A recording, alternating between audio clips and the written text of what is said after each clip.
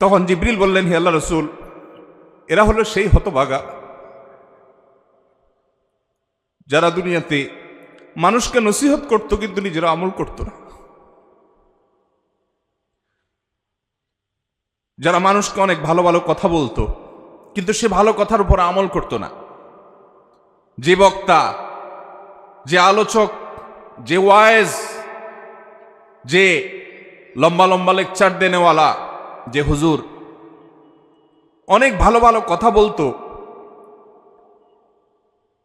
কিন্তু নিজে আমল করত না, তাদের শাস্তি হচ্ছে। একজন মানুষ মক্কা থেকে, মসজিদে হারাম থেকে এক রাতের সামান্য কিছু সময়ের মধ্যে সুদূর ফিলিস্তিনে মসজিদুল আকসা পর্যন্ত যাওয়া, আবার সেখান থেকে সপ্ত আকাশ ভেদ করে, নবমণ্ডল সব ভেদ করে আল্লাহ রাব্বুল আলামিনের অনেক বড় বড় নিদর্শন, আয়াত মিনাল্লাহি তাবারাক ওয়া তাআলা, সেগুলো সব অবলোকন করে জান্নাত জাহান্নামের বিভিন্ন দৃশ্য দেখে, আল্লাহর সাথে কথোপকথন করে, আল্লাহর কাছ থেকে ওহী নিয়ে, বিশেষ বিশেষ বিধিবিধান নিয়ে, আবার নবী রাসূলদের সাথে সাক্ষাৎ করে আবার মক্কায় চলে এসেছেন মাত্র একটি রাতের সামান্য কিছু মুহূর্তের মধ্যে। দুনিয়ার সকল যুক্তি, দুনিয়ার সকল বুদ্ধি, দুনিয়ার কোনো লজিক এক্ষেত্রে খাটবে না, কারণ আল্লাহ রাব্বুল আলামিন বলেছেন, সুবহানাল্লাযী আসরা বিআবদিহি, ওই আল্লাহ পবিত্র যিনি তার বান্দাকে মুহাম্মদ সাল্লাল্লাহু আলাইহি সাল্লামকে রাত্রিকালীন ভ্রমণ করিয়েছেন। নবী সাল্লাল্লাহু আলাইহি সাল্লামকে মসজিদে হারাম থেকে মসজিদে আকসা পর্যন্ত, যে মসজিদের চতুর্পাশে আল্লাহ তাআলা বারাকা দিয়ে রেখেছেন, এই ভ্রমণ নবী সাল্লাল্লাহু আলাইহি সাল্লামকে করিয়েছেন কে? আল্লাহ তাআলা সে কথা আলাদা করে উল্লেখ করেছেন কোরআনে। 15 নম্বর পারার প্রথম আয়াত সূরা ইসরাতে আল্লাহ তাআলা বলেছেন, সুবহানাল্লাযী আসরা বিআবদিহি। নবী করিম সাল্লাল্লাহু আলাইহি সাল্লাম নিজে নিজে যান নাই, দুনিয়ার কোন সিস্টেমের আওতায় তিনি যান নাই। আল্লাহ তাআলা জিবরিলকে পাঠিয়ে বোরাকটাকে শুধুমাত্র উপকরণ হিসাবে একটা মাধ্যম রেখে আল্লাহ তাআলা নিজে তাকে অলৌকিকভাবে এই ভ্রমণ করিয়েছেন। এজন্য আল্লাহ তাআলা এই ভ্রমণের সম্বন্ধ তার নিজের সত্তার দিকে করে বলেছেন, সুবহান আল্লাযী আসরা বিআবদি। তিনি ওই সত্তা পবিত্রতম, তিনি পবিত্র যিনি তার বান্দাকে রাত্রিকালীন এই ভ্রমণটা তিনি করিয়েছেন। তাহলে এই ভ্রমণের সম্বন্ধ আল্লাহ দিয়ে করা হয়েছে, তিনি নিজে করেছেন। আর আল্লাহ তাআলা সম্পর্কে ঈমানদার ঈমান হলো যে আল্লাহ তাআলা কাদির, তিনি যা চান তার সবকিছু তিনি কুন বললেই ফায়াকুন, সেটি হয়ে যায়। বিধায় মেরাজ এবং ইসরার ঘটনা নিয়ে যদি কোনো সন্দেহ সংশয় থাকে, বিশেষ করে ইসরা নিয়ে যদি কোনো সন্দেহ থাকে, তাহলে সেক্ষেত্রে কোরআনের প্রতি সন্দেহ করার নামান্তর, কারণ কোরআনে আল্লাহ তাআলা এই ঘটনা উল্লেখ করেছেন। মোহতারাম হাজরিন, নবী করিম সাল্লাল্লাহু আলাইহি সাল্লামের মেরাজের দুইটা পাঠ ছিল, দুইটা অধ্যায় ছিল। একটা পাঠ হলো ইসরা, আরেকটা পাঠ হলো মেরাজ। ইসরা শব্দের অর্থ হলো রাত্রিকালীন ভ্রমণ, রাতের সফর। আর মেরাজ এটা বলা হয় ঊর্ধ্বে গমনের মাধ্যমকে, সিঁড়িকে। তার মানে ঊর্ধ্বে গমন বোঝানো হয়েছে মেরাজ দিয়ে। নবী করিম সাল্লাল্লাহু আলাইহি সাল্লামের মেরাজের প্রথম অধ্যায়ে তিনি মসজিদে হারাম থেকে অলৌকিকভাবে আল্লাহ তাআলার কুদরতের মাধ্যমে তিনি বোরাকে আরোহণ করে জিবরিলের সাথে চলে গেছেন মসজিদে আকসায়। মসজিদে আকসা থেকে আল্লাহ রাব্বুল আলামিনের নির্দেশে জিবরিল তাকে ঊর্ধ্বাকাশে নিয়ে গেছেন, নবমণ্ডল ভ্রমণ করে এনেছেন। এই পুরো সফরটাকে আমরা সংক্ষেপে মেরাজের সফর জানি, কিন্তু এর প্রথম অংশটি কোরআনে এসেছে, আর দ্বিতীয় অংশটি ঊর্ধ্বে গমন বিষয়টি অসংখ্য বিশুদ্ধ হাদিসে বর্ণিত হয়েছে। আহলুস সুন্নাহ ওয়াল জামাতের আকীদা এবং বিশ্বাসের অংশ হলো নবী সাল্লাল্লাহু আলাইহি সাল্লামের জীবনে মেরাজের ঘটনা ঘটেছে, সেটাকে মনে প্রাণে একজন ঈমানদার বিশ্বাস করবে, লালন করবে। রজব মাস শুরু হয়েছে এবং রজব মাসের চাঁদ দেখা গেলে আমাদের দেশের মিডিয়াগুলো, পত্রপত্রিকা বলুন আর টেলিভিশন চ্যানেল বলুন, তারা নিউজ করে এভাবে যে পবিত্র রজব মাসের চাঁদ দেখা গেছে। জাতীয় চাঁদ দেখা কমিটি বৈঠকে এটা সিদ্ধান্ত হয়েছে যে চাঁদ দেখা প্রমাণিত হয়েছে, অতএব অমুক তারিখে শবে মেরাজ। রজব মাস আসলেই আমরা এই মাসে শবে মেরাজ আছে, সেটা অমুক তারিখে, এই জিনিসটা আমাদের দেশের প্রায় সব মানুষের কাছে সংবাদ মাধ্যমগুলো পৌঁছে দেয়, কিন্তু যেই সংবাদটা পৌঁছানো দরকার, যেই সংবাদটা পৌঁছানোর জন্য কোরআনে তাকিদ দেওয়া আছে, সেই সংবাদটা এদেশের শতকরা তো দূরের কথা হাজারে একজন মানুষও জানে কিনা সন্দেহ। সেটা হলো রজব মাস হলো সম্মানিত 4 মাসের একটা। আল্লাহ তাআলা কোরআনে কারীমে বলেছেন, ইয়াসআলুনাকা আনিশ শাহরিল হারাম কিতালিন ফীহি কুল কিতালুন ফীহি কাবীর ইলা আখিরিল আয়া। আল্লাহ তাআলা অন্য আয়াতে বলেছেন, ইন্না ইদ্দাতাশ শুহুরি ইনদাল্লাহি 12 শাহরান ফী কিতাবিল্লাহ ইয়াওমা খালাকাস সামাওয়াতি ওয়াল আরদ মিনহা আরবাআতুন হুরুম। বছরে 12টি মাস আছে। এই 12 মাসের মধ্যে 4টি মাসকে আল্লাহ রাব্বুল আলামিন কোরআনে ঘোষণা দিয়েছেন সম্মানিত মাস। সেই সম্মানিত 4 মাসের একটি হলো এই রজব মাস। আমরা রজব মাস আসলে মেরাজের মাস এটা জানি, অথচ রজব মাস যে সম্মানিত 4 মাসের এক মাস, সম্মানিত মাস হিসাবে এই মাসে বিশেষ কিছু করণীয় বর্জনীয় আছে, সে বিষয়ে এদেশের বেশিরভাগ মুসলমান জানে। মুহতারাম হাজিরিন, এখন প্রশ্ন হলো যে এই মাসে কি আদৌ মেরাজ হয়েছে কিনা। এ বিষয়ে ঐতিহাসিক এবং হাদিস বিশারদ, হাদিস বিশ্লেষক ওলামায়ে কেরামের প্রায় 16টির মতো মত আছে। কতটি মত আছে? 16টি মত। অনেক ইমাম বলেছেন নবী করিম সাল্লাল্লাহু আলাইহি সাল্লামের মেরাজ হয়েছে রজব মাসে।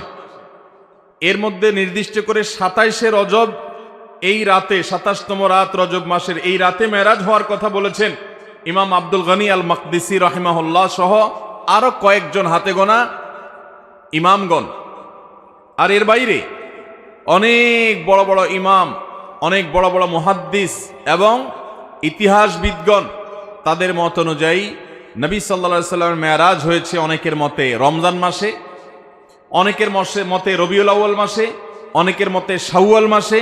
এক একজন এক এক মত দিয়েছেন এবং সেটি নবী সাল্লাল্লাহু আলাইহি সাল্লামের হিজরতের 1 বছর আগে হয়েছে, এই মতটি বেশিরভাগ মুহাদ্দিস এবং ওলামাদের মত। আবার অনেকে হিজরতের 4-5 বছর আগে হওয়ার মতো দিয়েছেন। সর্বসাকুল্যে প্রায় 16টি মত আছে এই মেরাজ ঠিক কবে হয়েছে সে বিষয়টি নিয়ে। তাহলে এখান থেকে বোঝা গেল রজবের 27 তারিখটি নবী করিম সাল্লাল্লাহু আলাইহি সাল্লামের মেরাজের রাত। এ রাতেই তার মেরাজ ঘটেছে এমনটি নিশ্চিত করে বলার মতো কোনো সুযোগ আদৌ, কিন্তু আমরা এটাকে নিশ্চিতভাবে মেরাজের রাত হিসাবে জানি, আমরা বলিষ্ঠভাবে এটাকে চূড়ান্তভাবে মেরাজের রাত হিসাবে আমরা জানি। অথচ এটা অন্য 10টি মতের মতো একটি মত, বরং বেশিরভাগ ইতিহাসবিদদের মত, বেশিরভাগ ফুকাহে কেরাম, ওলামায়ে কেরাম, মুহাদ্দিসিনে কেরামের মত হলো নবী সাল্লাল্লাহু আলাইহি সাল্লামের মেরাজ রবিউল আউয়ালে হয়েছে। যাই হোক, এটি একটা ঐতিহাসিক বিষয়। তার মেরাজ হয়েছে এটা সত্য, কোন মাসে হয়েছে, কোন তারিখে হয়েছে, সেটা নিয়ে ইতিহাসবিদদের মধ্যে মত পার্থক্য আছে। একজন ইমানদার হিসাবে কখন তার মেরাজ হয়েছে এই বিষয়টি আমাদের কাছে এতটা গুরুত্বপূর্ণ নয় যতটা গুরুত্বপূর্ণ নবী করিম সাল্লাল্লাহু আলাইহি সাল্লামের মেরাজে তিনি কি দেখেছেন, কেন তার মেরাজ হয়েছে, সেখান থেকে তার নিয়ে আসা শিক্ষাগুলো কি, সেখানে কি কি ঘটনা ঘটেছে, সেখান থেকে আমাদের নেয়ার বিষয় কি আছে, এটা হলো ইমানদার হিসেবে আমাদের জন্য গুরুত্বপূর্ণ। নবী সাল্লাল্লাহু আলাইহি সাল্লামের মেরাজের তারিখ, ক্ষণ, সন এটা যদি এত গুরুত্বপূর্ণ হতো, তাহলে বুখারীতে, মুসলিমে, তিরমিজিতে, আবু দাউদে, নাসাইতে, বিভিন্ন হাদিসের কিতাবে নবী সাল্লাল্লাহু আলাইহি সাল্লামের মেরাজের তারিখ, তার সন, এগুলো খুব গুরুত্বের সাথে উল্লেখ করা হতো।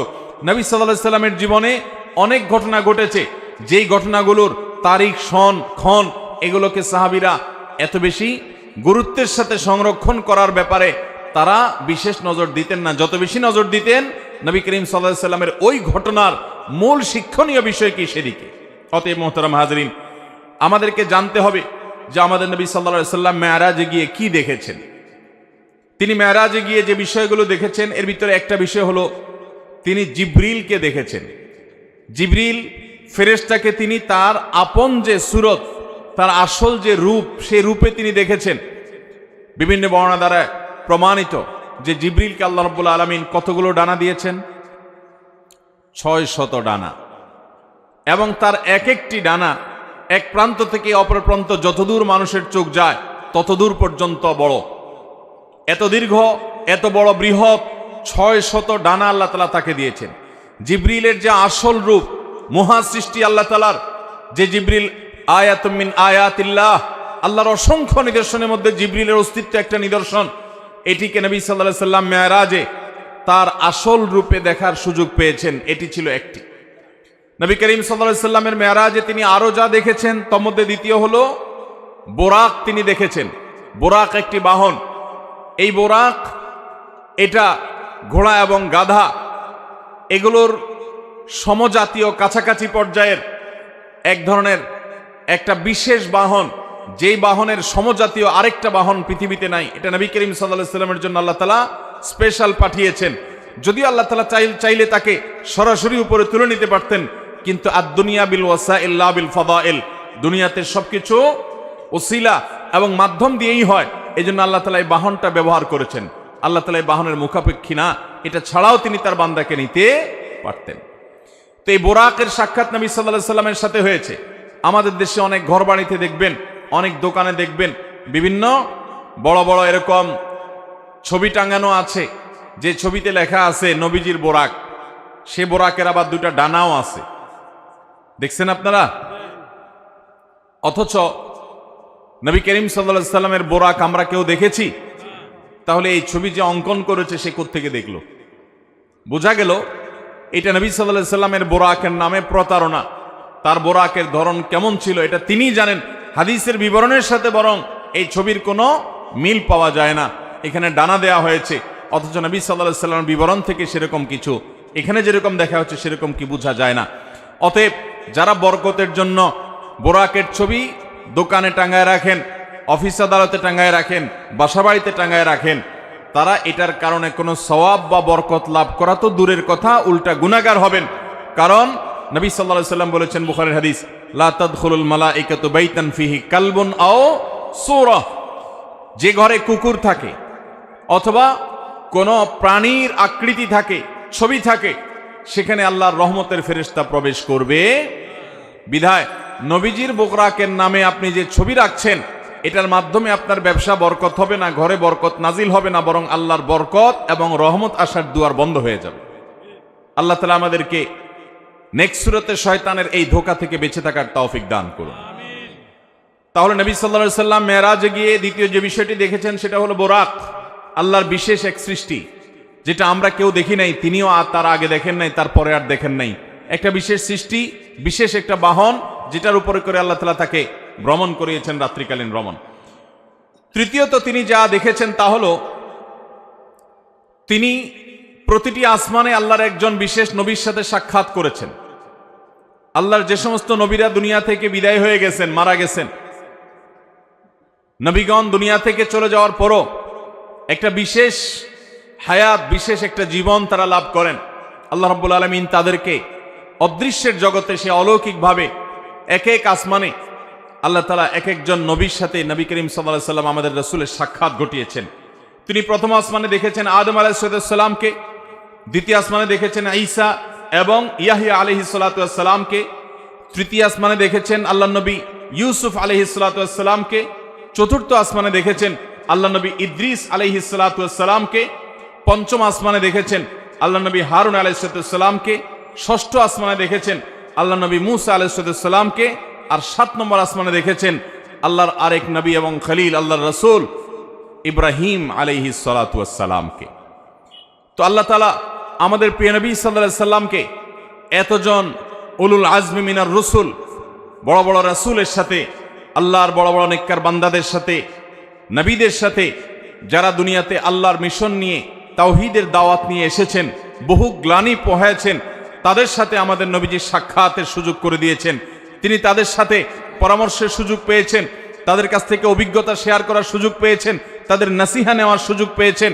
তারা তাকে অভিবাদন জানিয়েছেন, তাকে ওয়েলকাম জানিয়েছেন, আল্লাহর শ্রেষ্ঠ রাসূল, শ্রেষ্ঠ নবী হিসাবে তাকে তারা সম্মান দিয়েছেন। এই নেয়ামতটা আল্লাহ আমাদের হাবিব সাল্লাল্লাহু আলাইহি সাল্লামকে, আমাদের প্রিয় নবী সাল্লাল্লাহু আলাইহি সাল্লামকে, আল্লাহর হাবিবকে আল্লাহ তাআলা এই নেয়ামতটা মেরাজের মাধ্যমে দিয়েছেন, যে তিনি আদম আলাইহিস সালামের সাথে, ঈসা এবং ইয়াহইয়া আলাইহিস সালামের সাথে, ইউসুফ এবং ইদ্রিস আলাইহিস সালামের সাথে, মুসা এবং হারুন আলাইহিস সালামের সাথে এবং ইব্রাহিম আলাইহিস সালামের সাথে ৭ আসমানে এক একজনের সাথে সাক্ষাৎ তিনি করেছেন।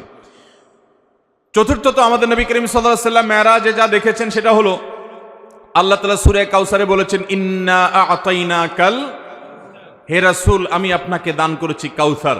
কাউসার শব্দের অর্থ হলো অধিক কল্যাণ, প্রভূত কল্যাণ। এখানে হাউজে কাউসারও বোঝানো হতে পারে। হাউজে কাউসার যেটি আল্লাহ তাআলা আমাদের নবীজিকে দিবেন কিয়ামতের ভয়াবহতম দিনে, যেদিন পিপাসায় মানুষের প্রাণ ওষ্ঠাগত হওয়ার উপক্রম হবে, কিন্তু মৃত্যু তো আর হবে না। সেই ভয়াবহ কঠিন সময়ে আল্লাহ রাব্বুল আলামিন তার হাবিবকে হাউজে কাউসার দান করবেন, এবং হাউজে কাউসারে অজস্র পরিমাণে এটা থেকে পান করার জন্য পাত্র থাকবে। তার তত্ত্বাবধানে সেখান থেকে পানি পান করানো হবে। তিনি তার উম্মতের মধ্য থেকে যারা সুন্নাহকে আঁকড়ে ধরেছে, বিদআত থেকে যারা দূরে থেকেছে, শিরক থেকে যারা দূরে থেকেছে, তাওহীদ যারা মজবুত করেছে, আকীদা ঈমান যারা বিশুদ্ধ করেছে, প্রতিটা আমলে সুন্নাতে রাসূলকে জেনে জেনে আমল করেছে, বিদআতকে ছুঁড়ে ফেলে দিয়েছে, এ আল্লাহর বান্দাদের জন্য যারা নবী সাল্লাল্লাহু আলাইহি সাল্লামের দুনিয়া থেকে যাওয়ার পর তার দ্বীনের মধ্যে পরিবর্তন করে নাই, কোন রকম বিদআত সংযোজন করে নাই, কোনো বিয়োজন করে নাই, এই মানুষগুলোকে নবী সাল্লাল্লাহু আলাইহি সাল্লাম সেদিন হাউজে কাউসার থেকে পানি পান করাবেন। সেই হাউজে কাউসার আল্লাহ রাব্বুল আলামিন মেরাজে নিয়ে জিবরিলের মাধ্যমে নবীজিকে দেখিয়েছেন, তাকে দেখার সুযোগ করে দিয়েছেন যে এই সেই হাউজ, যে হাউজ আপনাকে দান করা হবে কিয়ামতে ভয়াবহ সময়ে আপনি যখন মানুষকে পানি পান করাবেন, সেটা তিনি মেরাজ অবলোকন করেছেন। ঠিক একইভাবে নবী করিম সাল্লাল্লাহু আলাইহি সাল্লাম মেরাজে জাহান্নামের যে দারোয়ান, যার নাম হলো মালিক, সে মালিক দারোয়ানের সাথে সাক্ষাৎ, জাহান্নামের প্রধান প্রহরী, তার সাথে সাক্ষাৎ নবী সাল্লাল্লাহু আলাইহি সাল্লাম মেরাজে হয়েছে। বাইতুল মামুর নামে একটা মসজিদ, একটা ঘর আছে যেটা সপ্ত আসমানের উপরে, এবং যেটা বাইতুল্লাহ, যেটা মক্কাতে মসজিদুল হারাম, এই মসজিদুল হারাম কাবা ঘরের ঠিক বরাবর উপরে একেবারে সপ্ত আকাশের ঊর্ধ্বে বাইতুল মামুর নামক এই মসজিদ সেখানে স্থাপিত আছে। এই মসজিদে প্রতিবারে ৭০,০০০ ফেরেশতা প্রবেশ করেন আল্লাহর ইবাদতের জন্য। যারা একবার ঢুকেন তারা ইবাদত করে বের হওয়ার পর আর তারা ঢুকেন না, নতুন ৭০,০০০ ঢুকে। আল্লাহ তাআলার ফেরেশতা কত অগণিত, তাদের সংখ্যা কত বেশি, সেটা একমাত্র আল্লাহ ভালো জানেন। এখান থেকে কিছুটা আঁচ এবং অনুমান করা যায়। সেই বাইতুল মামুরে নবী করিম সাল্লাল্লাহু আলাইহি সাল্লামকে আল্লাহ তাআলা যাওয়ার এবং সেখানে উপস্থিত হওয়ার সুযোগ দিয়েছেন মেরাজের মাধ্যমে। ঠিক একইভাবে নবী করিম সাল্লাল্লাহু আলাইহি সাল্লামকে আল্লাহ তাআলা সিদরাতুল মুনতাহা, সেখানে আল্লাহ তাআলা যাওয়ার সুযোগ দিয়েছেন, এবং জান্নাত দেখার সুযোগ দিয়েছেন, জাহান্নাম দেখার সুযোগ দিয়েছেন। জাহান্নামের কিছু চিত্র, জাহান্নামের কিছু মক বা ডামি দৃশ্য নবী সাল্লাল্লাহু আলাইহি সাল্লামকে আল্লাহ দেখিয়েছেন। জান্নাতের কিছু চিত্র, কিছু দৃশ্য নবী সাল্লাল্লাহু আলাইহি সাল্লামকে আল্লাহ তাআলা দেখিয়েছেন। দাজ্জালের সাথে সাক্ষাৎ হয়েছে। এরকম আরো বহু জিনিস আল্লাহ নবী সাল্লাল্লাহু আলাইহি সাল্লাম মেরাজের এই সফরে তিনি দেখেছেন, আল্লাহ তাআলা তাকে দেখিয়েছেন। নবী আলাইহিস সালাম এই সমস্ত আল্লাহর কুদরত, আল্লাহর সমস্ত আয়াত দেখার পর দুনিয়াতে তার সেই আমাল হুজুন, তার যে পেরেশানির বছরের যে পেরেশানি, তার স্ত্রী হারার যে বেদনা, তার সহায় হারা চাচা হারা যে বেদনা, তায়েফের মানুষের কষ্ট দেওয়ার যে বেদনা, মক্কার মানুষের কাছ থেকে নিগৃহীত হওয়ার যে বেদনা, এই সকল বেদনা লাঘব হয়ে নতুন করে আর আল্লাহর তরফ থেকে ঈমানের চার্জ নিয়ে তিনি আবার পূর্ণদমে দুনিয়াতে এসে আবারও দাওয়াতি কাজ চালু করতে পেরেছেন, আরম্ভ করতে পেরেছেন। এটা ছিল আল্লাহ তাআলার পক্ষ থেকে তার হাবিবের প্রতি, তার রাসূলের প্রতি মস্ত বড় ইহসান এবং দয়া। আল্লাহ রাব্বুল আলামিন আমাদেরকে প্রিয় নবী সাল্লাল্লাহু আলাইহি সাল্লামের এই মেরাজ থেকে শিক্ষাগুলো গ্রহণ করার তৌফিক দান করুন। মোহতারাম হাজরিন, নবী করিম সাল্লাল্লাহু আলাইহি সাল্লামের মেরাজের পথে তার প্রথম অংশে তিনি মসজিদুল হারাম থেকে, মক্কা থেকে মসজিদুল আকসায় গিয়েছেন। মসজিদুল আকসায় কি ঘটেছিল সে সম্পর্কে নবী আলাইহিস সালাম থেকে বর্ণিত বিশুদ্ধ হাদিসের আলোকে আমরা যা জানি, তার খোলাসা এবং সার নির্যাস হলো যে তাকে যখন জিবরিল মসজিদে হারাম থেকে নিয়ে গেলেন মসজিদে আকসায়, যে ফিলিস্তিন, যে মসজিদে আকসার মাটি আম্বিয়া এবং রসুল, বহু নবী এবং রাসূলগণ তাদের পদচারণায় মুখরিত ছিল। বহু নবী রাসূলগণ এই মসজিদে আকসায় সালাত আদায় করেছেন, এটার ইমাম ছিলেন, এটার তত্ত্বাবধায়ক ছিলেন, এটার দায়িত্বশীল ছিলেন, এখানে নামাজ পড়েছেন, এখানে ইবাদতবন্দি করেছেন, এই মহল্লায় বসবাস করেছেন, এই মহল্লায় তাদের কবর আছে। সেই সুলাইমান আলাইহিস সালাম, দাউদ আলাইহিস সালাম, জাকারিয়া আলাইহিস সালাম, বহু নবী রাসূলগণকে, ঈসা আলাইহিস সালাম, বহু নবী রাসূলগণকে আল্লাহ রাব্বুল আলামিন এই মসজিদে আকসায় রেখেছেন। আল্লাহ তাআলা মক্কাতে শুধুমাত্র আমাদের প্রিয় নবী সাল্লাল্লাহু আলাইহি সাল্লামকেই পাঠিয়েছেন। এবং আমরা ঐতিহাসিক ঘটনা জানি বিভিন্ন হাদিসের আলোকে, বুখারীর বর্ণনার আলোকে, যে আল্লাহ রাব্বুল আলামিনের নির্দেশে ইব্রাহিম আলাইহিস সালাম তিনি ইরাক থেকে বিভিন্ন প্রান্ত ঘুরে ফিলিস্তিনে গিয়েছেন। আল্লাহ নির্দেশ করলেন যে তুমি তোমার স্ত্রী এবং সন্তান ইসমাইলকে নিয়ে রেখে আসো মক্কায়। তিনি রেখে আসলেন মক্কায়। মক্কা আবাদ হলো। সেই বংশধরে তাদের মধ্য থেকে আল্লাহ রাব্বুল আলামিন আমাদের প্রিয় নবী সাল্লাল্লাহু আলাইহি সাল্লামকে পাঠালেন। তো তিনি আসছেন একমাত্র ইসমাইল আলাইহিসসালামের বংশে, আর বাকি নবী রাসূলগণের বেশিরভাগ প্রায় সবাই আসছেন ইব্রাহিম আলাইহিসসালামের আরেক ছেলে ইসহাকের বংশে, ইসহাক আলাইহিসসালামের বংশে। তাদের অবস্থান ছিল মসজিদুল আকসা। আল্লাহ তাআলা চেয়েছেন আমাদের নবীকে সম্মান দিতে, মর্যাদা দিতে। আল্লাহ তাআলা চেয়েছেন অন্য নবীদের সঙ্গে তার সাক্ষাৎ হোক, তো আল্লাহ তাআলা তাকে মসজিদে আকসা নিয়েছেন, যেটা কোরআনের 15 নম্বর পারার প্রথম আয়াত। আল্লাহ বলেছেন সুবহানাল্লাযী আসরা বিআবদিহি লাইলাম মিনাল মাসজিদিল হারামি ইলাল মাসজিদিল আকসা আল্লাযী বারাকনা হাওলাহু লিনুরিয়াহু মিন আয়াতিনা। আল্লাহ বলেছেন যে তিনি তার বান্দাকে রাত্রিকালীন ভ্রমণ করিয়ে মসজিদে হারাম থেকে মসজিদে আকসায় নিয়ে গেছেন, যেই মসজিদে আকসার চতুর্পাশে আল্লাহ তাআলা বরকত দিয়ে রেখেছেন। আল্লাহ কিছু কুদরত দেখাতে চেয়েছেন, সেজন্য তিনি সেখানে নিয়ে গেছেন। সেখানে জিবরিলের সাথে যাওয়ার পর দেখলেন যে সমস্ত নবীগণ, সমস্ত রাসূলগণ, তারা কেউ রুকুতে আসেন, কেউ সিজদায় আসেন, তারা তো দুনিয়া থেকে চলে গেছেন। আল্লাহ রাব্বুল আলামিন তাদের রূহকে মসজিদে আকসায় পাঠিয়েছেন। কিভাবে, কোন উপায়ে তাদেরকে তিনি দেখেছেন, তার একমাত্র ইলম আল্লাহ তাআলা ভালো জানেন। শুধু হাদিসের বর্ণনা থেকে আমরা এটুকু জানি যে বিভিন্ন নবীকে, বিভিন্ন রাসূলকে আমাদের নবী সাল্লাল্লাহু আলাইহি সাল্লাম মসজিদে আকসা দেখেছেন, কেউ রুকুতে, কেউ সিজদায়, কেউ দাঁড়িয়ে আল্লাহ ইবাদত বন্দেগী করছে। এরপর একটা পর্যায়ে আজান হলো এবং সবাই সারিবদ্ধভাবে দাঁড়িয়ে অপেক্ষা করছেন জামাতে সালাত আদায় হবে। ইমামতি কে করবে? যে ব্যক্তি ইমামতি করবে সে সবচেয়ে শ্রেষ্ঠ, যে সবচাইতে জ্ঞানী, যে সবচাইতে বেশি কেরাত জানেন, ইলম রাখেন, সেই ব্যক্তি ইমামতি করবে। নবী আলাইহিস সালামের হাদিসও আছে, ওয়ালিয়া উম্মুকুম আকরাউকুম আও আলামুকুম, তোমাদের মধ্যে সবচেয়ে বেশি ইলম যারা আছে, সবচেয়ে বেশি কোরআনের জ্ঞান যারা আছে, সেই ইমামতি যেন করে। তো এখন নবীগণ সবাই অপেক্ষা করছেন যে ইমামতি কে করবে। সবাই অপেক্ষমান, কেউ ইমামতি করতে যাচ্ছেন না, কেউ কাউকে সাধছেও না। ঠিক এমন সময় জিবরিল আলাইহিস সালাম আল্লাহর হাবিব সাল্লাল্লাহু আলাইহি সাল্লামকে, আমাদের প্রিয় নবী সাল্লাল্লাহু আলাইহি সাল্লামকে নিয়ে এসে হাজির হলেন এবং তাকে জিবরিল বললেন, আপনি সামনে যান, ইমামতি করেন। তখন আমাদের নবীজির ইমামতিতে, তার নেতৃত্বে সমস্ত নবী রাসূলগণ মসজিদে আকসাতে সালাত আদায় করলেন।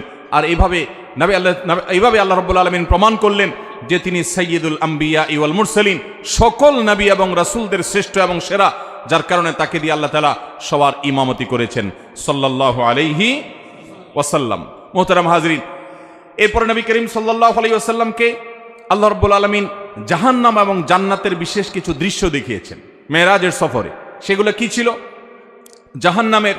জাহান্নামের বিশেষ কিছু আযাব, বিশেষ কিছু শাস্তি আল্লাহ রাব্বুল আলামিন নবী সাল্লাল্লাহু আলাইহি সাল্লামকে দেখিয়েছেন। এই শাস্তিগুলো সেই সকল অপরাধের, যে অপরাধগুলো অন্য অনেক অপরাধের চাইতে অনেক বেশি ভয়াবহ।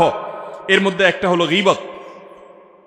একবার নবী করিম সাল্লাল্লাহু আলাইহি সাল্লাম এই মেরাজের সফরের কোন একটা মুহূর্তে তিনি জিবরিলের সাথে যাচ্ছেন। জিবরিল তাকে দেখালেন যে এ হলো জাহান্নাম, যেখানে আল্লাহর অবাধ্যরা, পাপিষ্ঠরা, যাদেরকে এই ঠিকানায় আসতে হবে, অনন্তকাল কাফেররা এখানে জ্বলতে থাকবে, শাস্তি হতে থাকবে, মৃত্যু হবে না, শুধু শাস্তি এবং কষ্ট ভোগ করতে থাকবে।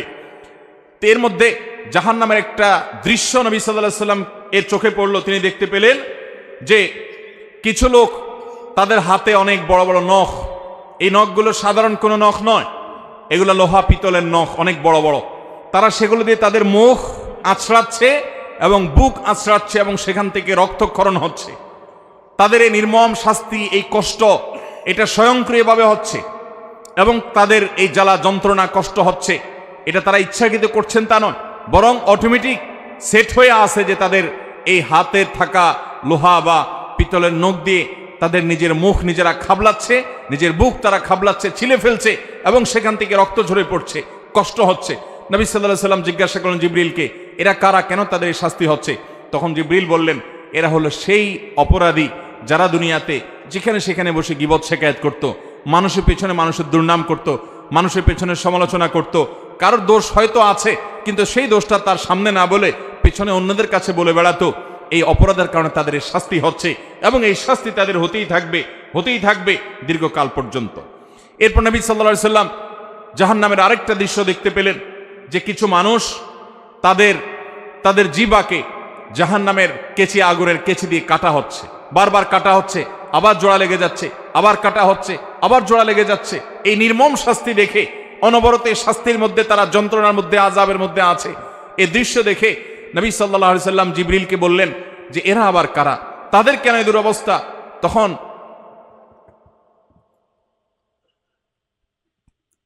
তখন জিবরিল বললেন, হে আল্লাহর রাসূল, এরা হলো সেই হতভাগা যারা দুনিয়াতে মানুষকে নসিহত করত কিন্তু নিজেরা আমল করত না, যারা মানুষকে অনেক ভালো ভালো কথা বলতো কিন্তু সে ভালো কথার উপর আমল করত না, যে বক্তা, যে আলোচক, যে ওয়াইজ, যে লম্বা লম্বা লেকচার দেনেওয়ালা, যে হুজুর অনেক ভালো ভালো কথা বলতো কিন্তু নিজে আমল করত না, তাদের শাস্তি হচ্ছে। নবী করিম সাল্লাল্লাহু আলাইহি সাল্লামের দৃশ্য দেখে তিনি বুঝতে পারলেন যে তার উম্মতের মধ্যে, মানব জাতির মধ্যে যারা মানুষকে সৎ কাজের আদেশ দেয়, অসৎ কাজের বাধা প্রদান করে, অনেক ভালো ভালো কথা বলে অথচ সে কথা অনুযায়ী আমল করে না, এই হতভাগা, এই কপাল পোড়া, এই খারাপ মানুষগুলোর জন্য শাস্তি। আল্লাহ রাব্বুল আলামিন এই ভয়ঙ্কর শাস্তি থেকে বাঁচার মতো নেক আমল আমাদের সবাইকে করার তৌফিক দান করুন। মানুষকে নেক আমলের কথা বলতে হবে, নিজে করতে পারি না বা নিজের দুর্বলতা আছে এই অজুহাতে নেক আমলের কথা মানুষকে বলা ছাড়া যাবে না। কিন্তু সবসময় মনে রাখতে হবে যে আমি যে কথাটি মানুষকে বলছি সে কথাটি আমি নিজে আমল করছি কিনা। আল্লাহ রাব্বুল আলামিন আমাদেরকে আমাদের প্রতিটি কথা আমরা যা বলি তার প্রতিটি হরফ অনুযায়ী আমাদেরকে আমলের তৌফিক দান করুন। মুহতারাম হাজরিন, নবী করিম সাল্লাল্লাহু আলাইহি সাল্লামকে জাহান্নামের আরো একটি দৃশ্য দেখানো হয়েছে। তিনি দেখতে পেলেন যে কিছু মানুষ খুব নোংরা, আবর্জনা, ময়লা এই জাতীয় জিনিসগুলো খাচ্ছে। এই খাওয়া কোনো সুখকর খাওয়া নয়, এই খাওয়া কোনো তৃপ্তিদায়ক খাওয়া নয়, এটা শাস্তিমূলক খাওয়া, এটা স্বয়ংক্রিয় খাওয়া। খেতে বাধ্য হচ্ছে তারা এবং তাদের কষ্ট হচ্ছে, যন্ত্রণা হচ্ছে, আযাব। নবী সাল্লাল্লাহু আলাইহি ওয়াসাল্লাম জিজ্ঞাসা করলেন এর শাস্তি কেন হচ্ছে? তখন জিবরিল বললেন, হে আল্লাহর রাসূল, এরা দুনিয়াতে গীবত শিকায়াত করত, মানুষের পেছনে তাদের লাগালাগি করত, মানুষের পেছনে শত্রুতা করত, সমালোচনা করত।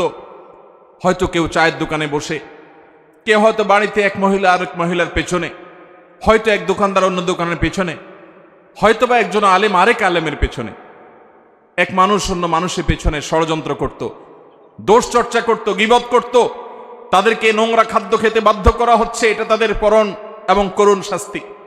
ঠিক একইভাবে নবী সাল্লাল্লাহু আলাইহি সাল্লামকে দেখানো হলো যে কিছু মানুষ রক্তের নদীতে হাবুডুবু খাচ্ছে, তাদেরকে প্রস্তর দ্বারা নিক্ষেপ করা হচ্ছে এবং তারা ওই কঠিন শাস্তির মধ্যে নিপতিত। জিজ্ঞাসা করা হলো এই পরিণতির কারণ কি? জবাব এলো এরা দুনিয়াতে সুদের কারবারের সাথে জড়িয়ে থাকতো, তারা ব্যবসা বাণিজ্যকে বড় করার জন্য, দুনিয়াতে একটু ভালো থাকার জন্য সুদের সাথে জড়িয়েছে, যার কারণে তাদের এরকম শাস্তি। নবী করিম সাল্লাল্লাহু আলাইহি সাল্লামকে জাহান্নামের এরকম বিশেষ কিছু শাস্তির দৃশ্য আল্লাহ রাব্বুল আলামিন দেখালেন। এখানে একটা প্রশ্ন আসতে পারে যে জাহান্নামে তো মানুষ কিয়ামতে বিচার হবে, পুলসিরাতে পার হওয়ার ব্যাপার হবে, তার আগে মিজানের পাল্লে আমল মাপা হবে, তারপরে মানুষ জান্নাতীরা জান্নাতে যাবে, জাহান্নামীরা জাহান্নামে যাবে।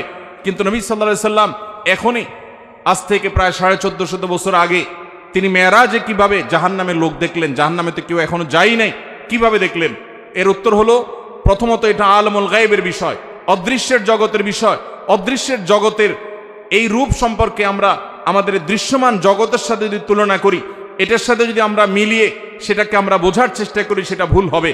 দ্বিতীয় কথা হলো যে এটা হয়তো বা কোনো মক বা কোনো দামি টাইপের ছিল, যে এরকম দৃশ্য হবে সেরকম একটা চিত্র নবী সাল্লাল্লাহু আলাইহি ওয়াসাল্লামের সামনে শুধুমাত্র উপস্থাপন করা হয়েছে, যেটার বাস্তবায়ন হবে অনেক পরে। বাকি এর প্রকৃত অবস্থা কি ছিল সেটা একমাত্র আল্লাহ তাআলা ভালো জানেন। যখন অসংখ্য বিশুদ্ধ হাদিসে বর্ণিত হয়, তখন ঈমানদার হিসাবে সেটিকে আমাদের অস্বীকার করবার কোনো সুযোগ থাকে না, বরং সেটা সত্য, মহাসত্য। একজন ঈমানদার সেটি বিশ্বাস করবে। বিধায় নবী সাল্লাল্লাহু আলাইহি ওয়াসাল্লামের মেরাজে জাহান্নামের এই সমস্ত দৃশ্য তিনি দেখেছেন। জান্নাতের একটা বিশেষ চিত্রের কথা তার এক হাদিসে উঠে এসেছে। জান্নাতে নবী করিম সাল্লাল্লাহু আলাইহি ওয়াসাল্লামকে আল্লাহ রাব্বুল আলামিন জিবরিলের মাধ্যমে জান্নাতের কিছু দৃশ্য দেখিয়েছেন। এর মধ্যে জান্নাতে মিশক আম্বরের মাটি, যে মাটির সবটুকুই মিশক আম্বর দিয়েই তৈরি, পুরো মাটিটাই মিশক আম্বরের মাটি, এটা আল্লাহ তাআলা তাকে দেখিয়েছেন। এবং দেখিয়েছেন আল্লাহ রাব্বুল আলামিন তাকে মণিমুক্তা দিয়ে তৈরি করা গম্বুজ। জান্নাতের আরো বহু জিনিস আল্লাহ তাআলা তাকে দেখিয়েছেন। এর মধ্যে একটা বিশেষ ঘটনা নবী আলাইহিস সালাম পরবর্তীতে বলেছেন বেলাল রাদিয়াল্লাহু তাআলা আনহুকে। তিনি বললেন, বেলাল, আমি জান্নাতে গিয়ে তোমার পায়ের আওয়াজ, তুমি জুতা পরে যখন হাঁটো কেমন আওয়াজ হয় আমি জানি। পরিচিত মানুষ যারা, একান্ত কাছের মানুষের পায়ের হাঁটার আওয়াজ কেমন হয় সেটা মুখস্থ হয়ে যায় মানুষের। নবী সাল্লাল্লাহু আলাইহি সাল্লাম বলেছেন, বেলাল, আমি জান্নাতে আমি দেখেছি যে আমার আগে আগে তুমি হাঁটছো এরকম মনে হচ্ছিল এবং তোমার পায়ের জুতার আওয়াজ আমি শুনতে পেলাম। বেলাল, আমাকে বলো তুমি কি আমল করো?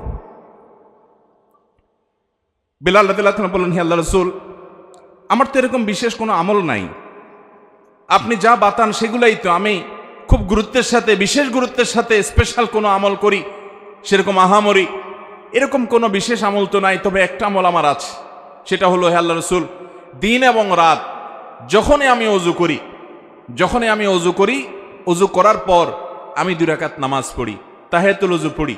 এটা আমি কখনো ছাড়ি না। নবী করিম সাল্লাল্লাহু আলাইহি সাল্লামের আর বুঝতে বাকি ছিল না তার এই বিশেষ স্পেশাল আমল, যেটা হয়তো আমরা অনেকেই আজকাল করি না। বিশেষ করে আমাদের সমাজ থেকে তাহিয়াতুল ওযু নামাজ বিলুপ্ত হয়ে গেছে, এই সুন্নাত আজ হারিয়ে গেছে। আমরা ওযু করার পর 2 রাকাত নামাজ পড়ার বেশিরভাগ মানুষ অভ্যস্ত না। তাহিয়াতুল ওযু তো পরের কথা, তাহিয়াতুল মসজিদও আমাদের সমাজ থেকে হারিয়ে গেছে। মানুষ মসজিদে চলে যায়, ধাপ করে বসে যায়, অথচ নবী সাল্লাল্লাহু আলাইহি সাল্লাম বলেছেন, ইদা দাখালা আহাদুকুমুল মসজিদা, তোমাদের কেউ যদি মসজিদে প্রবেশ করে, ফালা ইয়াজলিস হাত্তা ইউসাল্লি রাকাতাইন, তাহলে সেই মসজিদে ঢুকে যেন 2 রাকাত নামাজ পড়া ছাড়া না বসে। নবী করিম সাল্লাল্লাহু আলাইহি সাল্লাম এত গুরুত্ব দিতেন। এক ব্যক্তি এসে বসে গেছে, তিনি তাকে বলেছেন, তুমি কি 2 রাকাত নামাজ পড়েছো? লোকটি বলেছে, না পড়ি নাই। নবীজি বলেছেন, কুম, দাঁড়াও, তুমি 2 রাকাত নামাজ পড়ো, তারপরে বসো। আল্লাহর ঘরের সম্মানার্থে গিয়ে বসতে হলে তুমি 2 রাকাত নামাজ পড়বে, তারপরে গিয়ে বসবে। এই তাহিয়াতুল মসজিদ আমাদের সমাজ থেকে হারিয়ে গেছে। আর তাহিয়াতুল ওযু, এটা তো আমরা অনেকে জানিও না, যে যতবার আপনি ওযু করবেন, ওযু করার পর কোনো কথাবার্তা অন্যান্য কাজকাম করার আগে, ওযু করার পর দ্রুততার সাথে আপনি কিবলামুখী হয়ে 2 রাকাত নামাজ পড়ে ফেলবেন। এটা ওযুর সম্মানে, এটাকে তাহিয়াতুল ওযু বলা হয়। বেলাল রাদিয়াল্লাহু তাআলা আনহুর এই আমলটির কারণে নবী সাল্লাল্লাহু আলাইহি সাল্লাম তার পায়ের আওয়াজ জান্নাতে শুনতে পেয়েছেন। এই আমলটা আমরা শুরু করব তো ইনশাআল্লাহ। আল্লাহ আমাদেরকে আমল করার তৌফিক দান করুন। নবী করিম সাল্লাল্লাহু আলাইহি সাল্লাম জান্নাতে এরকম আর অনেকগুলো দৃশ্য দেখতে পেয়েছেন। আমরা এরপরে জানবো যে নবী করিম সাল্লাল্লাহু আলাইহি সাল্লাম মেরাজ শেষ করে, মেরাজের প্রাককালে, মেরাজের মধ্যে নবী সাল্লাল্লাহু আলাইহি সাল্লামের জীবনের সবচেয়ে বড়, মেরাজের পুরো সফরের মধ্যে সবচেয়ে বড় ঘটনা কোনটা ঘটেছে?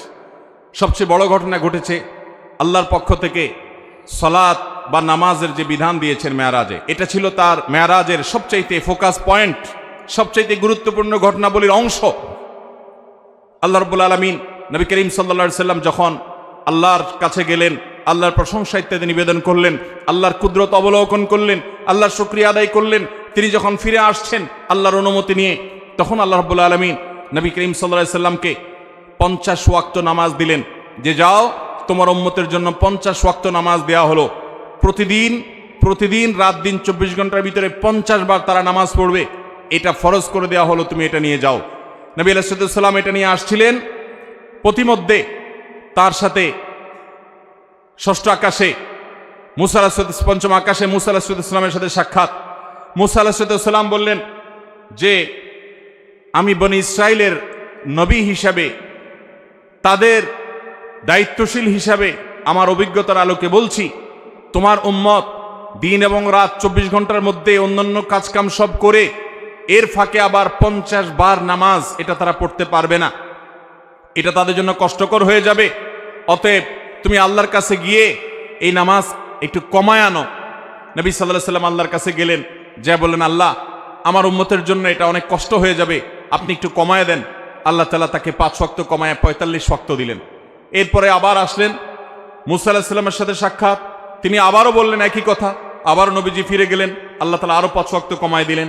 এভাবে কমাইতে কমাইতে 9 বার আসা যাওয়া হলো এবং 5 9 45 ওয়াক্ত নামাজ কমানো হলো, থেকে গেল 5 ওয়াক্ত। এরপরে নবী সাল্লাল্লাহু আলাইহি সাল্লাম মুসা আলাইহিস সালামের কাছে এসে বলল যে, আমি আর আল্লাহর কাছে কমানোর জন্য যেতে পারবো না, আমি বিব্রত বোধ করছি, ইতস্তত বোধ করছি যে একটা বিষয় কতবার কমাবো।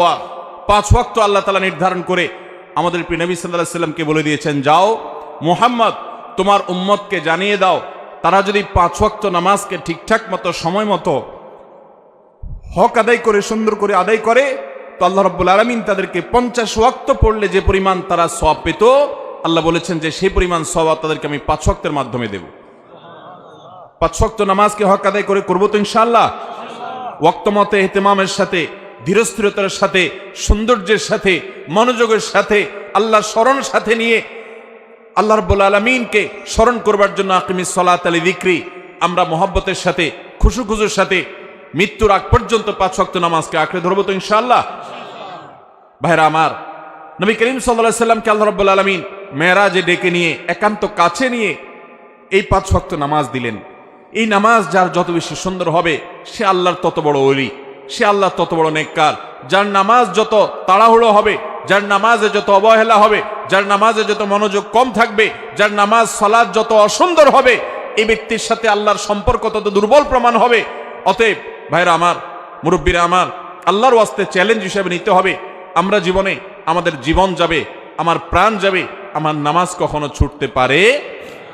অতএব নামাজের ওয়াক্ত হবে, ইমানদার কখনো নামাজে গাফলতি করবে। নবী করিম সাল্লাল্লাহু আলাইহি সাল্লামকে আল্লাহ রাব্বুল আলামিন এই বিধানটি দেওয়ার জন্য তাকে নিয়ে গেলেন মেরাজে। অথচ এত কাছে নিয়ে আল্লাহ রাব্বুল আলামিন অন্য কোনো বিধান দেন নাই। রোজার বিধান আল্লাহ তাআলা জিবরিলকে দিয়ে পাঠিয়ে দিয়েছেন, যাকাতের বিধান জিবরিলকে দিয়ে পাঠিয়ে দিয়েছেন, হজের বিধান আল্লাহ রাব্বুল আলামিন জিবরিলকে দিয়ে পাঠিয়ে দিয়েছেন। ইসলামের অন্য সমস্ত বিধিবিধান, ফরজ নির্দেশগুলো কোরআনের আয়াত নাজিল করেছেন, জিবরিলকে দিয়ে পাঠিয়েছেন। 5 ওয়াক্ত নামাজ এত গুরুত্বপূর্ণ, এত গুরুত্বপূর্ণ যে আল্লাহ তাআলা তার নবীকে ডেকে নিয়ে গেছেন নিজের কাছে, একান্তে ডেকে নিয়ে নিজে সরাসরি এই নামাজের নির্দেশ দান করলেন। এজন্য ভাইয়েরা দেখবেন, আমাদের প্রিয় নবী সাল্লাল্লাহু আলাইহি ওয়াসাল্লাম তার জীবনে নামাজের গুরুত্ব কেমন ছিল। তিনি যখন মৃত্যু শয্যায় দুনিয়া থেকে বিদায় নেওয়ার ঠিক আগ মুহূর্ত যখন চলছে, জীবন সায়ান্নে, এরকম কঠিন একটা পরিস্থিতিতে তিনি প্রচন্ড অসুস্থ, জ্বরে, অসুস্থতায় বারবার তিনি বেহুশ হয়ে যাচ্ছিলেন। তিনি পানি আনাচ্ছিলেন, হুঁশ আসার সাথে সাথে একটু হুঁশ ফিরে এসেছে, সাথে সাথে পানি আনালেন এবং পানি ঢাললেন, ওযু করলেন, মুখে পানি ঢাললেন, শরীরে পানি ঢাললেন, ঢালার পরে কিছুটা আরাম বোধ করলেন, আবার সেন্সলেস হয়ে গেল। এরপরে আবার যখন হুঁশ আসলো, তিনি জিজ্ঞাসা করলেন লোকেরা নামাজ পড়ে ফেলেছে কিনা। বলা হল, না আল্লাহ রসুল, সবাই অপেক্ষা করছে আপনার ইমামতিতে নামাজ পড়বে, এদিকে আপনি অসুস্থ। এই কথা বলার পর তিনি আবার সেন্সলেস হয়ে গেলেন, আবার পানি ঢালা হলো, একটু সেন্স আসার সাথে সাথে আবারও একই কথা, মানুষেরা কি নামাজ পড়ে ফেলেছে। নবী করিম সাল্লাল্লাহু আলাইহি সাল্লামকে এই কষ্টের চোটে তিনি বেহুশ হয়ে যাচ্ছেন বারবার। যখন এই পানি ঢেলে তাকে একটু আরাম দিয়ে একটু হুঁশে ফিরে আনা হচ্ছিল, হুঁশে আসার সাথে সাথে তার প্রশ্ন, সবাই নামাজ কি পড়ে ফেলেছে। এরপরে যখন তিনি মোটামুটি একটু স্টেবল হলেন, নামাজ পড়ার মতো হলেন, কিন্তু উঠে গিয়ে মসজিদে নববীতে যারা গেছেন মদিনাতে জানেন, নবীজির মিম্বর এবং তার কবর, এই কবর এবং মিম্বর, কবরটা ছিল তার বাসা, তার হুজরা, তার উম্মুল মুমিনিনদের হুজরা, আয়েশা রাদিয়াল্লাহু আনহার হুজরা, ওখান থেকে তার মিম্বর সামান্য কয়েক গজ দূরত্ব। এই প্যান্ডেলের এই মাথাও হবে না, অল্প একটু জায়গা। এটুকু জায়গা নবী সাল্লাল্লাহু আলাইহি সাল্লাম পায়ে হেঁটে নামাজ পড়ার মতো ক্ষমতা ছিল না। এত দুর্বল হয়ে গেছেন, এত অসুস্থ, বারবার সেন্সলেস হচ্ছিল। তখন তিনি আব্বাস এবং আলী রাদিয়াল্লাহু তাআলা আনহুমা, দুজন সাহাবীকে ডেকে দুজনের কাঁধে 2 হাত দিয়ে শরীরের সবটুকু ভার তাদের উপরে ছেড়ে দিয়ে 2টা পাকে মাটির সাথে টানতে টানতে, মাটির সাথে হেসরাতে হেসরাতে তিনি মিম্বরের কাছে আসলেন। কিন্তু ইমামতি করার মতো শক্তি শরীরে নাই। তিনি ইশারা দিলেন, মুরু আবু বকরিন ইউসাল্লি বিন নাস, তোমরা আবু বকরকে বলো ইমামতি করে যেন নামাজ পড়ায়। নবীজির সে শক্তি ছিল না। অথচ ভাইরা, মাসআলা আমরা সবাই জানি, এরকম অসুস্থ যদি কেউ হয়, তার জন্য মসজিদে আসা কি জরুরি? এত অসুস্থ হলে তিনি তো বাসায় নামাজ পড়তে পারেন। কিন্তু আমাদের প্রিয় নবী সাল্লাল্লাহু আলাইহি সাল্লাম, তার কাছে নামাজ এত গুরুত্বপূর্ণ ছিল, সালাত এত গুরুত্বপূর্ণ ছিল যে বারবার হুঁশ চলে যাচ্ছে, সেন্সলেস হয়ে যাচ্ছেন, হুঁশ ফিরে আসার সাথে সাথে আবারও একই কথা, নামাজ নামাজ, এবং ইমামতি করে নামাজ পড়ার মতো ক্ষমতা নাই। তারপরেও তিনি বাধ্য হয়ে, যখন আবু বকর রাদিয়াল্লাহু তাআলা আনহু হিম্মত করছিলেন না তার পিছনে ইমামতি করার, তার সামনে ইমামতি করার, তখন নবী সাল্লাল্লাহু আলাইহি সাল্লাম নিজে ইমামতি করলেন কষ্ট করে। এবং তার পিছনে সাহাবা ইকরাম জামাতের সাথে নামাজ পড়লেন। নামাজের গুরুত্ব দেখেন ভাইরা আমার। খলিফাতুল মুসলিমিন ওমর ফারুক রাদিয়াল্লাহু তাআলা আনহু, তাকে যখন ফিরোজ আল লুলু নামে অগ্নিপূজক নরাধম ফজরের নামাজের ইমামতি করতে এসেছেন, তিনি খঞ্জরের আঘাতে তাকে যখন পরাস্ত করল, অনেকগুলো আঘাত করেছে, খলিফাতুল মুসলিমিনকে তিনি নামাজের প্রথম রাকাত শেষ করেছেন, দ্বিতীয় রাকাতে তাকে আঘাত করে যখন জমিনে ফেলে দিয়েছেন, তখন সে ফিরুজাল্লুল নামক অগ্নিপূজক নরাধম এই কাফের সে পালানোর চেষ্টা করছিল। সাহাবীরা তাকে থামানোর চেষ্টা যখন করেছে, বহু সাহাবীকে সে আঘাত করেছে। বিভিন্ন বর্ণনা থেকে বোঝা যায় 7 জন সাহাবী ওই জায়গায় উপস্থিত ওই অবস্থায় মৃত্যুবরণ শাহাদাত বরণ করেছেন। এবং এরপর অন্যান্য সাহাবীদেরকে বারবার সে খঞ্জর দিয়ে আঘাত করছিল। একটা পর্যায়ে সাহাবা একরাম একটা চাদর দিয়ে তার মুখ পেঁচিয়ে ফেলে তাকে পরাস্ত করে ফেলে। এরপরে যখন ওমর রাদিয়াল্লাহু তাআলা আনহুকে নিয়ে যাওয়া হলো তার বাড়িতে চিকিৎসা দেওয়ার জন্য, বারবার তিনি বেহুশ হয়ে যাচ্ছেন, প্রচণ্ড আঘাতে জর্জরিত, পুরো শরীর থেকে রক্ত বের হয়ে শেষ হয়ে যাচ্ছে। যখনই একটু তার সেন্স আসছে, তিনি তার পরিবারের লোকদেরকে বলতে লাগলেন, পানি নিয়ে আসো। সবাই গ্লাসে করে বা কোনো বাটিতে করে পানি নিয়ে আসতে লাগলো, এমনভাবে সবাই মনে করেছে উনি পানি পান করবে। তিনি বলেন, না, পানি পান করার পানি তো না, ওযুর পানি নিয়ে আসো, কারণ আমার নামাজ তো বাকি আছে।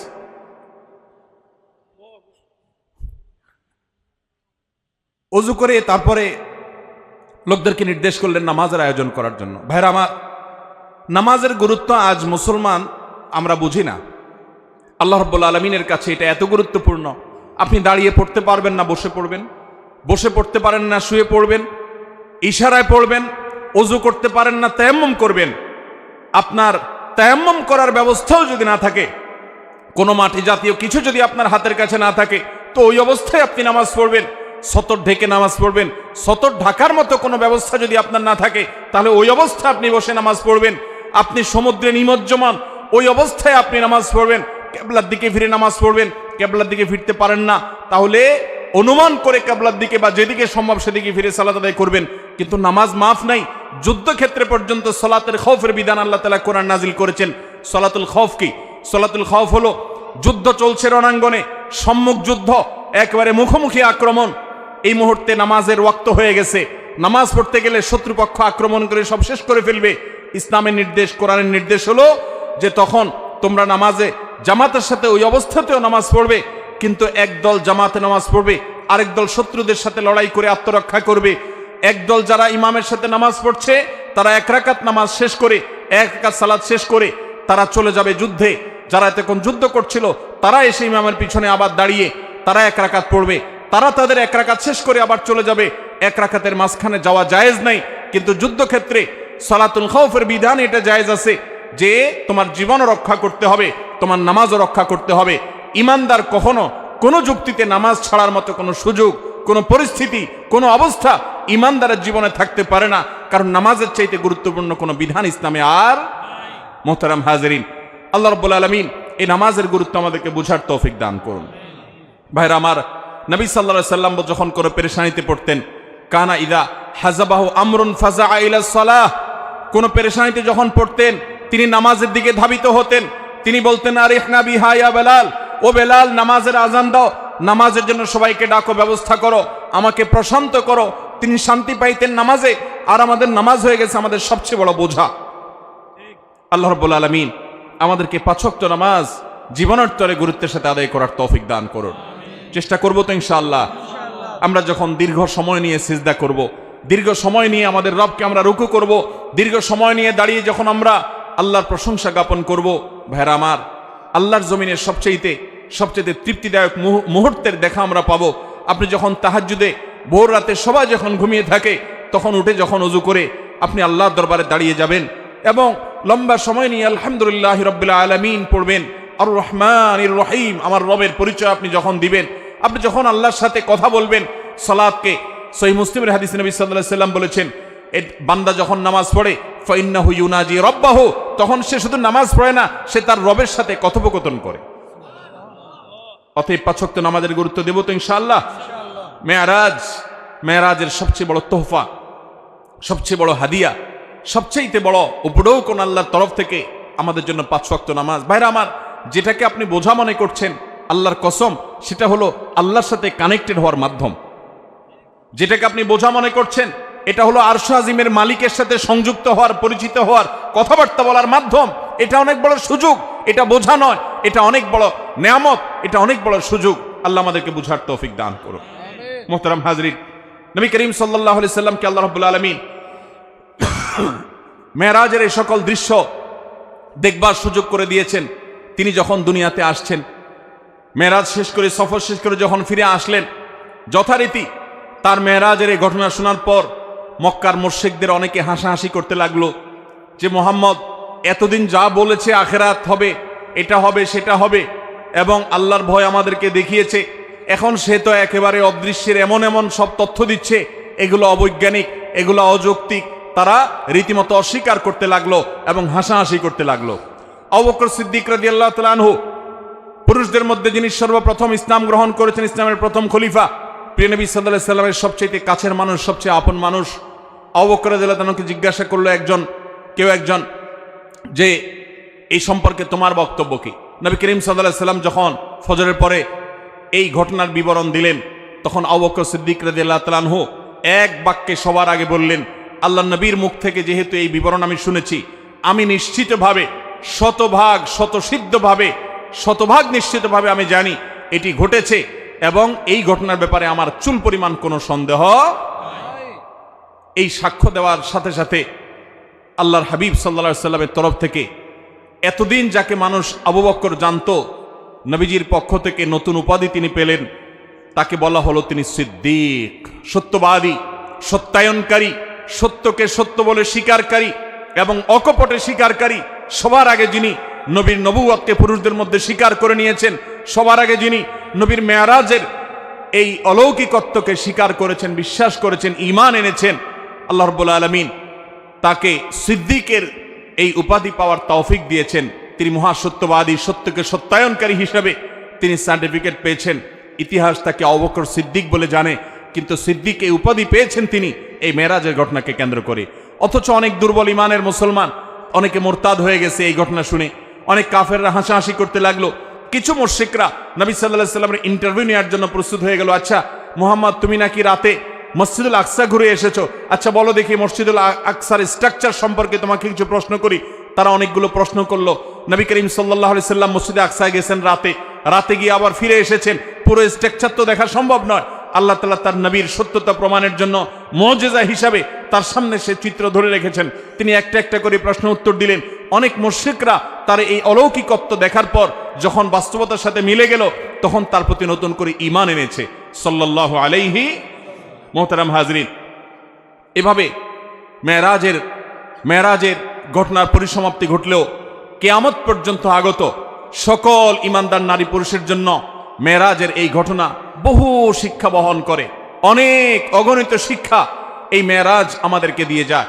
এর ভিতরে একটা বড় শিক্ষা হলো যে মানুষের জীবনে যখন দেয়ালে পিঠ থেকে যায়, যখন সকল দুয়ার বন্ধ হয়ে যায়, যখন পেরেশানির চূড়ান্ত পর্যায়ে চলে যায়, মানুষ যদি আল্লাহর প্রতি আস্থা রাখে, আল্লাহর প্রতি বিশ্বাস রাখে, আল্লাহর দিকে ধাবিত হয়, আল্লাহর দিকে রুজু হয়, আল্লাহর দিকে মোতাওয়াজ্জ হয়, আল্লাহর দিকে সে যদি আগায়, আল্লাহর প্রতি আস্থার চুল পরিমাণ ঘাটতি না থাকে, এই ব্যক্তিকে আল্লাহ রাব্বুল আলামিন এমন ভাবে সান্ত্বনা দিবেন যেমন ভাবে নবী করিম সাল্লাল্লাহু আলাইহি সাল্লামকে আমাল হুজনে এসে, পিতা চাচাকে হারানোর বছরে এসে, স্ত্রীকে হারানোর বছরে এসে, সহায় সম্বলহীন হওয়ার বছরে এসে, মক্কা এবং তায়েফের মানুষ থেকে বিতাড়িত হওয়ার বছরে এসে চরম অসহায় বোধ যখন করছিলেন, আল্লাহ তাকে যেরকম এমন সান্ত্বনা দেওয়া দিলেন যে সান্ত্বনা তার সকল কষ্ট লাঘব হয়ে গেল, সকল কষ্ট দূর হয়ে গেল, সামনে চলার শক্তি খুঁজে পেলেন, নতুন দিশা পেলেন, ৫ ওয়াক্ত নামাজের নতুন অস্ত্র আল্লাহর সাথে কানেক্টেড হওয়ার জন্য নতুন হাতিয়ার পেয়ে গেলেন। তাকে যেরকম আল্লাহ তাআলা সান্ত্বনা দিয়েছেন, মেরাজের ঘটনা আমাদেরকে শিক্ষা দেয় আমাদের জীবনে যত বিপদ আসুক, যত পেরেশানি আসুক, আমরা আল্লাহর দিকে রুজু থাকবো, আল্লাহর দিকে ধাবিত থাকবো। আল্লাহ রাব্বুল আলামিন আমাদের সমস্ত পেরেশানি দূর করবেন, সমস্ত বিপদ দূর করবেন, আমাদের প্রতি রহম করবেন এবং আল্লাহর কুদরত আমরা দেখতে পাবো ইনশাআল্লাহ। আল্লাহর উপরে আস্থা রাখবো তো ইনশাআল্লাহ। আল্লাহ তাআলা কোরআনে কারীমে বলেছেন, ওয়া মান ইয়াতাওয়াক্কাল আলাল্লাহ ফাহুয়া হাসবুহ। যে ব্যক্তি আল্লাহর উপরে তাওয়াক্কুল করবে, যে ব্যক্তি তাওয়াক্কুল করবে হাক্কা তাওয়াক্কুলিহি, যথাযথভাবে তাওয়াক্কুল করা, আল্লাহ তাআলা তার জন্য যথেষ্ট হয়ে যাবে। আল্লাহ রাব্বুল আলামিন এখনো আছেন, তার কুদরত আছে, অনন্তকাল পর্যন্ত অপরিবর্তিতই থাকবে। আল্লাহ রাব্বুল আলামিনের সেই আল্লাহ তাআলার সেই কুদরত যদি আমরা দেখতে চাই, আমাদের প্রয়োজন হলো সবর, আমাদের প্রয়োজন ধৈর্য, আমাদের প্রয়োজন অটল, আমাদের প্রয়োজন অবিচলতা, আমাদের প্রয়োজন আল্লাহর উপরে আস্থা এবং ভরসাকে পূর্ণমাত্রায় ধরে রাখা। আল্লাহ তাআলা আমাদের সবাইকে সেই তৌফিক দান করুন। মেরাজের যে সকল বিষয় আমাদের শিক্ষা হিসাবে পাই তার মধ্যে থেকে অন্যতম গুরুত্বপূর্ণ একটা বিষয় হলো 5 ওয়াক্ত নামাজ, যেটা বলছিলাম এতক্ষণ, যে এই নামাজটা এত গুরুত্বপূর্ণ নির্দেশ যে অন্য নির্দেশ দেওয়ার জন্য আল্লাহ নিজের কাছে ডেকে নেন নাই, কিন্তু এই নির্দেশ দেওয়ার জন্য আরশ আজিমের মালিক তার নিজের কাছে ডেকে নিয়ে গেছেন। এই নামাজ কখনো ছাড়বো? আল্লাহ আমাদের সবাইকে 5 ওয়াক্ত সালাত সারা জীবন গুরুত্বের সাথে আঁকড়ে ধরে রাখার তৌফিক দান করুন। চেষ্টা করবো তো ইনশাআল্লাহ। ভাইরা আমার, এর বাইরে রজব মাস যে মাসটা শুরু হয়েছে, এই মাসে মেরাজের ঘটনা সংঘটিত হোক বা অন্য মাসে সংঘটিত হোক, ইতিহাস যেটাই থাকুক, ঘটিত হয়েছে এটাই, সংঘটিত হয়েছে এটাই বড় কথা। তারপরও এই মাসের বিশেষ করণীয় আছে, বেশিরভাগ মুসলমানরা আমরা জানি না। এ মাসটা সম্মানিত 4 মাসের একটি মাস। আল্লাহ রাব্বুল আলামিন এ মাসকে সম্মান দিয়েছেন। সম্মানিত 4 মাসের বাকি 3 মাস কোনটা? বাকি 3টা ধারাবাহিক মাস, সালাসুন মুতাওয়ালিয়াত, 3টা ধারাবাহিক মাস। তার প্রথমটি হলো শাওয়াল, এরপরটা হলো জিলকদ, এরপরে না, প্রথমটি হলো জিলকদ, এরপরটা হলো জিলহজ, এরপরটা হলো মুহররম। জিলকদ, জিলহজ, মুহররম 3টা ধারাবাহিক মাস। আর রজব ও মুদর আল্লাযী বাইনা জুমাদা ওয়া শাবান, আর রজব মাস যেটা এখন আমরা পার করছি, বাংলাদেশের বেশিরভাগ মুসলমানরা রজব মাস 2, 4, 5 দিন, 10 দিন, 20 দিন, এমনকি গোটা মাস শেষ হয়ে যায়, জানেও না যে আগের মাস জুমাদা সানিয়া মাসের সাথে এই মাসের একটা পার্থক্য আছে। আগের মাসটা সাধারণ জেনারেল মাস, কিন্তু এটা সম্মানিত মাস। কোরআন যাকে বিশেষ মর্যাদাপূর্ণ মাস ঘোষণা করে দিয়েছে, আমরা অনেকে জানিও না রজব মাস কখন আসে কখন যায়, এই মাসের কি মর্যাদা আছে আমরা জানি না। আল্লাহ তাআলা কোরআনে কারীমে সূরা তওবায় বলেছেন, এই মাস যখন শুরু হয়, ফালা তাজলিমু ফিহিন্না আনফুসাকুম, অন্য সময় পাপাচার তো করা যাবেই না। সম্মানিত মাসের সম্মান রক্ষার্থে যে কোনো পাপ, অপরাধের কাজ, গুনাহের কাজ থেকে বাঁচার জন্য একটু বিশেষভাবে চেষ্টা করতে হবে। এই রজব মাসে যে কোনো পাপ করতে গিয়ে যদি আপনার বুক একবারও আপনার ভেতর থেকে যদি আপনাকে বাধা দেয়, তাহলে বুঝতে হবে আপনি এই মাসের সম্মান অন্তত জেনেছেন, অনুধাবন করেছেন। এই ধারণাই আমাদের সমাজ থেকে বিলুপ্ত হয়ে গেছে। আল্লাহ তাআলা আমাদেরকে সম্মানিত মাসের সম্মান রক্ষা করার তৌফিক দান করুন। ভাইরা আমার, এর বাইরে সম্মানিত মাসে যুদ্ধ বিগ্রহ করাকে আল্লাহ তাআলা নিষেধ করে দিয়েছেন। আমরা ঝগড়াঝাটি থেকে বেঁচে থাকার চেষ্টা করব। এই ছাড়া এ মাসে অন্যান্য রুটিন যে 5 ওয়াক্ত নামাজ ইত্যাদি আছে, অন্য সময়ের চাইতে এ মাসের বিশেষ গুরুত্বের সাথে করবে। এর বাইরে শবে মেরাজের আমল বলতে কোনো কিছু আছে কিনা, এটা একটা বড় প্রশ্ন। আমরা যখনই রজব মাস শুরু হয় তখনই আমরা জিজ্ঞাসা করতে থাকি আলেমদের কাছ থেকে যে শবে মেরাজের নামাজ কিভাবে পড়ব, এই শবে মেরাজের আমলটা কি। শবে মেরাজ উপলক্ষে সারা রাত জেগে ইবাদত করা এবং শবে মেরাজ উপলক্ষে 26তম দিন পার হয়ে 27তম রাত যখন শুরু হয় তখন সাহারি খেয়ে 27 রজবে রোজা রাখা, এটা আমাদের সমাজে বহুল প্রচলিত। অথচ ভাইরা আমার, যেটা আমরা শুরুতে বলেছি, রজব মাসের 27 তারিখে নবী সাল্লাল্লাহু আলাইহি ওয়াসাল্লামের মেরাজ হয়েছে এমনটি নিশ্চিত কোনো বিষয় নয়। নবীজির মেরাজ হয়েছে সেটা মহাসত্য, সেটা চরম সত্য। সেটা কি রজবে হয়েছে, না জুমাদাল, নাকি সেটা রবিউল আউয়ালে হয়েছে, নাকি রমাদানে হয়েছে, নাকি শাওয়ালে হয়েছে, 15-16টি মত আছে ইতিহাসবিদদের। যদি ধরেও নেই আমরা রজবের এই 27 তারিখেই হয়েছে, যেমন কোন কোন ইমামগণ বলেছেন, সে আলোকে যদি আমরা ধরেও নেই, তারপর আমরা বলবো নবী সাল্লাল্লাহু আলাইহি সাল্লামের মেরাজ হয়েছে হিজরতের আগে। এরপর নবী সাল্লাল্লাহু আলাইহি সাল্লাম প্রায় 11 বছর বেঁচে ছিলেন। এই পুরো সময় জুড়ে কখনো তিনি মেরাজ দিবস, মেরাজ রজনী উদযাপন এটা তিনি কখনো করেছেন বলে কোনো জাল বা জয়ীফ হাদিসে পর্যন্ত বর্ণিত হয়নি। বিধায় মেরাজের এই ঘটনার পুনরাবৃত্তি বা এই ইতিহাস, ওই তারিখটার পুনরাবৃত্তিকে আপনার কেন্দ্র করে প্রতি বছর একটা বিশেষ দিনকে শবে মেরাজ উদযাপন করা, রাতভর বিশেষভাবে ইবাদত করা, দিনভর বিশেষ গুরুত্ব দিয়ে রোজা রাখার কথা বিশুদ্ধ কোনো হাদিস দ্বারা প্রমাণিত নয়। আমরা শুধুমাত্র মেরাজের বিষয় থেকে শিক্ষা গ্রহণ করব, মেরাজ থেকে আনিত নামাজটা আমরা আদায় করব। এর বাইরে এই তারিখকে কেন্দ্র করে রাতভর ইবাদত আপনি অন্য সময় করতে চাইলে এই মাসেও করেন, এই রাতেও করেন, অন্য সময় নফল নামাজ পড়েন, আপনি এই দিনে নফল নামাজ পড়ার নিষেধ নাই। কিন্তু মেরাজকে কেন্দ্র করে কোনো নামাজ, মেরাজকে কেন্দ্র করে কোনো রোজা, এটা কোনো বিশুদ্ধ হাদিস দ্বারা বর্ণিত হয় নাই। অনেকে এই রজব মাসে বিশেষ উমরা করেন, যেটাকে উমরায়ে রজবিয়া বলে। এটা বিশেষ ফজিলতের কথা মানুষ নিজেরা অনেকে বানিয়ে নিয়েছে, অথচ এটিও কোনো বিশুদ্ধ হাদিস দ্বারা বর্ণিত হয়নি। অনেকে 27 রজবে সলাতুর রাগায়েব নামে বিশেষ প্রক্রিয়া, বিশেষ নামাজ পড়ে, এটাও কোনো হাদিস দ্বারা বর্ণিত হয় নাই। আল্লাহ কোরআনে বলেছেন, মা আতাকুমুর রাসূলু ফাখুযু ওয়া মা নাহাকুম আনহু ফান্তাহু, তোমাদেরকে রাসূল যা দিয়েছেন সেটা আঁকড়ে ধরো, যা নিষেধ করেছেন সেটা থেকে তোমরা বেঁচে থাকো। মন গড়া কোনো আমল করলে সওয়াব তো হবেই না, উল্টা বরং গুনাহ হবে। আমাদের সমাজে অনেক মানুষ আছেন যারা আজকাল এই সমস্ত কথা শুনলে বলেন যে এটা নাই সেটা নাই, কিছু লোক বাইরে হয়েছে এটা নাই সেটা নাই শুধু বলে। ভাইরা বাবারা আমার, কোরআন এবং হাদিসে যদি থাকে আপনি 100 বার আমল করেন, আপনি একটু দেখেন, একটু যাচাই করেন, একটু চেক করেন। কোরআন হাদিস অনুবাদ হয়ে গেছে, কোনো বই পুস্তক নয়, হয় কোরআনে আল্লাহর নবী করিম সাল্লাল্লাহু আলাইহি ওয়াসাল্লামের কোনো হাদিসে। ইসলাম ফাউন্ডেশন প্রায় সবগুলো বইয়ের অনুবাদ করেছে, বড় বড় প্রসিদ্ধ হাদিস গ্রন্থগুলো। আপনি চেক করে দেখেন যে মেরাজের রাতকে কেন্দ্র করে, মেরাজের দিনকে দিবসকে কেন্দ্র করে কোনো আমল সাহাবা ইকরাম করেছে কিনা, নবী সাল্লাল্লাহু আলাইহি ওয়াসাল্লাম করেছে কিনা। তিনি যদি করে আপনি কেন করবেন না? আর যদি তিনি না করেন তো মনে রাখবেন, দেখতে মনে হয় নামাজ ভালো জিনিসই তো, আবার এখানে বাধা কেন? অনেকে বলেও যে রাত্রে মানুষ নামাজ পড়বে, চুরি তো করবে না, গান তো শুনবে না, তাহলে কিছু হুজুররা বাধা কেন দেয়? ভাইরা আমার, নামাজ আপনি পড়েন, এটাতে কোনো সমস্যা নেই, কিন্তু এই রাতে কোরআন হাদিসের নির্দেশ, ইসলামের নির্দেশ মনে করে যদি কোনো কাজ করেন অথচ ইসলাম আপনাকে নির্দেশ করে নাই, তাহলে সেটা হলো মনগড়া আমল। মনগড়া আমলকে বলা হয় বেদাত, আর বেদাত হলো গোমরাহি, ভ্রষ্টতা। ওয়া কুল্লু দালালাতিন ফিন্নার। আর নবীজি বলেছেন সকল ভ্রষ্টতার ঠিকানা কোথায়? জাহান্নাম। আমরা যখন খেতে চাষ করি, চাষ করলে শুধুমাত্র যখন আপনি ধানের গাছ লাগান শুধু ধান গাছ হয় না সাথে আগাছাও হয়? আগাছা দেখতে ধানের মতো না?